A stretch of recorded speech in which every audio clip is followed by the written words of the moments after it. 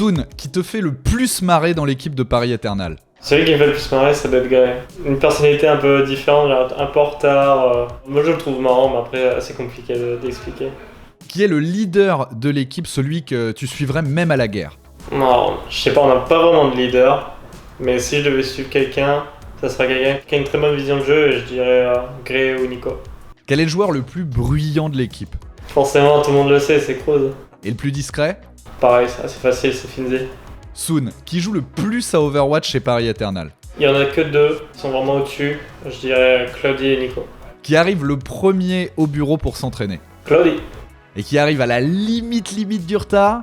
Ça se joue entre 3 personnes, je dirais. Soit Gray, soit Kroos, Finzé, mais je dirais plus Gray. Quel est le joueur de Paris qui attendait le plus l'arrivée de la 2-2-2? Forcément, c'est moi. Ouais, j'ai juste envie de jouer des bons iscan et du bon skill, un peu avec Tracer et Widow en général.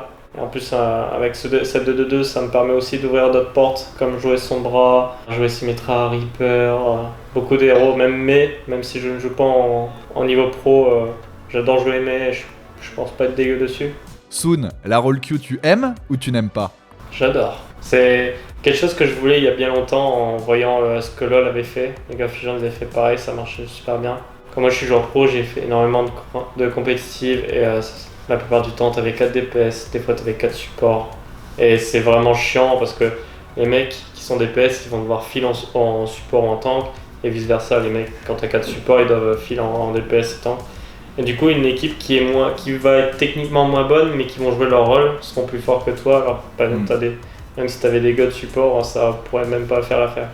Quel est ton meilleur souvenir de la saison? Il y en a un peu plusieurs. Soit c'est Londres quand on gagne 3-1 parce que c'est notre premier match qui est assez difficile, qu'on puisse tout simplement remercier les fans. Ou alors sinon récemment contre Philadelphia le comeback. Et ton pire souvenir? Pareil, on a deux. Notre première défaite contre Atlanta 4-0 et la même en stage 4 contre Atlanta 4-0. Quel est le joueur qui t'a le plus impressionné en Overwatch League? Je vais pas dire quelqu'un de la saison 1 parce que y en a qui m'ont déjà impressionné en saison 1. Mais cette année, pour un rookie, je vais dire Happy, que j'ai vu très fort en Contenders. Il est arrivé en Overwatch League, au début je le trouvais pas forcément très intéressant. Et puis là récemment avec le Stage 4, il déboîte tout le monde en Widow, donc je dirais lui. Le classement de Paris Eternal, tu aimes ou tu n'aimes pas? Forcément, j'aime pas, forcément. Mais cette saison, on n'a pas vraiment mis énormément de budget, on a eu beaucoup de nouveaux joueurs Contenders.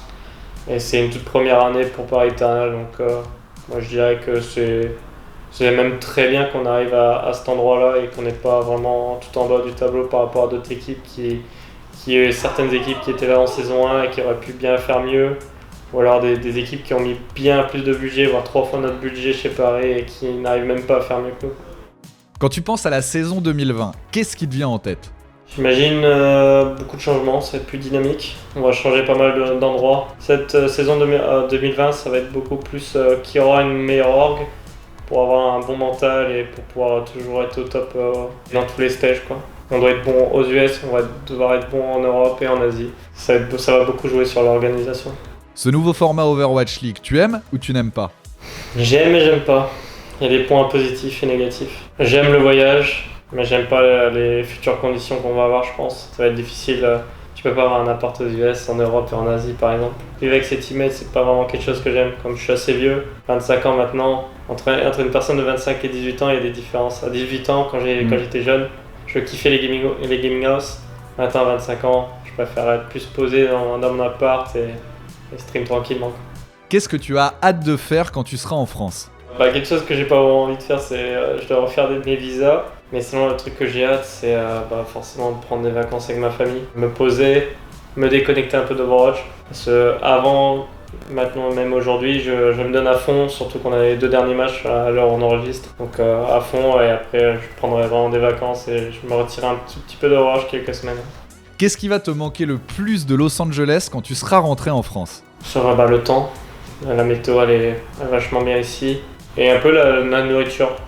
Avec le temps, on s'y fait et puis on aime bien la nourriture, mais voilà, ça va un peu me manquer la nourriture qu'il y a ici. Il y a des choses qui sont pas pareilles qu'en France, quoi. Si tu pouvais ramener un plat, un seul de Los Angeles en France, ça serait quoi? Là, je prendrais carrément un restaurant, un KBBQ. Quand il va de temps en temps, c'est un KBBQ illimité. Donc pendant 2 heures, tu peux prendre ce que tu veux et c'est vachement bon. La viande est vachement bonne. En France, ça n'existe pas, donc je prendrais carrément au restaurant. Soun, dernière question. Connais-tu cet artiste français? Allez Paris, ce soir on est dingue, c'est le beau jeu, la France est Switch, pour les frissons, on ouvre match ligue, allez Paris, l'Europe est avec. Ça dit quelque chose? Au début, je pensais à Lutti, mais c'est pas lui. Je pense pas que c'est lui. C'est quelqu'un du cast, mais j'arrive pas à en trouver. Allez Paris, ce soir on est dingue, c'est le beau jeu, la France est Switch, pour les frissons. Une fois que tu me donnes tous les noms des casts, et je te le retrouverai. Il est plus au cast. Et y est plus? Non? Merde. Oh, je sais pas là. Tu le vois tous les jours. Ah bah ça me blesse ça va. Je vois jamais gueuler comme ça, voyons. Et en plus il parle tout le temps en anglais, j'ai une bonne excuse. Ok, pas mal. Bon, bah merci, Soudan, c'est good. Merci beaucoup.